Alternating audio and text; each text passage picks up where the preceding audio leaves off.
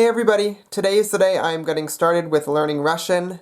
I actually posted the video talking about me starting to learn Russian on Wednesday, but it is actually Saturday today, and I just haven't had a chance to actually sit down and work on anything to do with the Russian language.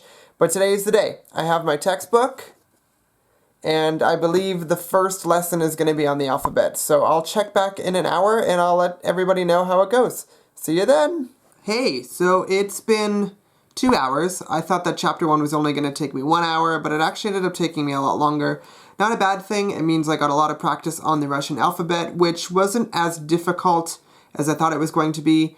There were some hiccups in learning the Russian alphabet. One of them actually has to do with an English dialect problem, I think, that the textbook doesn't account for. What I mean by that is, the textbook I have, instead of giving me the IPA transcription for Russian letters, it was actually giving me approximate English sounds. So for example, for the Russian O, the textbook, instead of telling me what the IPA sound for the Russian O was, it was giving me the example of the word bottle, which is a little bit confusing because I was trying to figure out if the Russian O sound was pronounced like an A or an O sound. Bowl. Bottle. But it turns out none of that really matters, because the Russian O sound can be pronounced both those ways depending on whether or not the syllable is stressed, which is something else I discovered about Russian through this first chapter.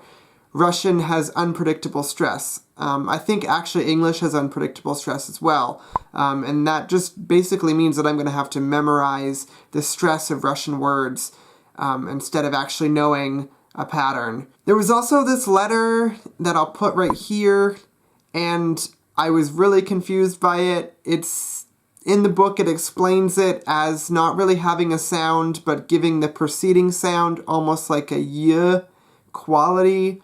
When I looked up the pronunciation of words with that letter in it, I didn't really hear a y sound. It just sounded like the letter being pronounced the way I thought it would have been pronounced.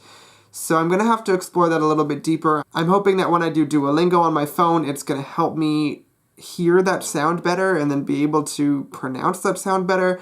But if you have any suggestions for understanding or even making that sound, let me know in the comments below. And lastly, I was really surprised at the French word I found. The Russian word for magazine is journal, which is pretty close to the French word journal, which means newspaper in French. So after reading and understanding the chapter, I did do some work in my notebook. First of all, I read out the alphabet, and then I also did 2 pages of practicing Russian writing and transcription into IPA.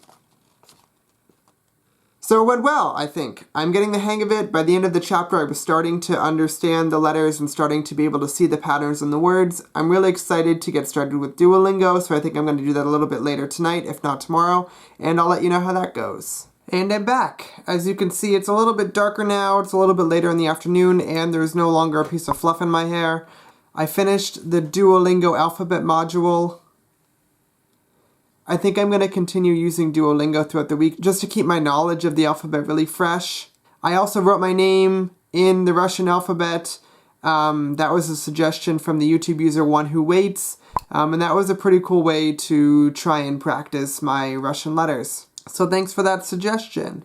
Alright, I think that's about all the Russian I can do today. My brain feels kinda like tapioca, so I am going to sign off. If you have any suggestions for something that I've done or something that you think I should do, leave a comment below. And don't forget to like and subscribe. Thanks for watching the Polyglot Files. See you next time!